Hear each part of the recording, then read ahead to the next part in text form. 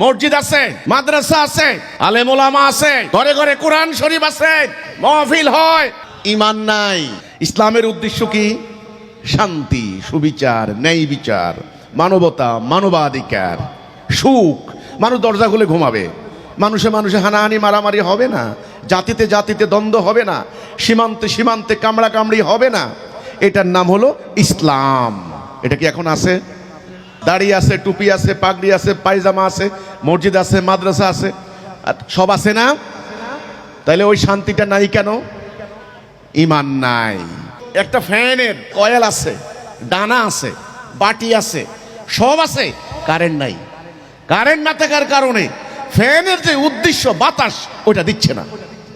তাহলে আমাদের ইসলামের মসজিদ আছে, মাদ্রাসা আছে, আলেম ওলামা আছে, ঘরে ঘরে কোরআন শরীফ আছে, হাদিস আছে, মাহফিল হয়, তাসবিহ তাহলিল হয়, কি নাই? ঈমান নাই। ঈমান না থাকার কারণে ইসলামের যে লক্ষ্য, ইসলামের যে উদ্দেশ্য ওটা হাসিল হচ্ছে না।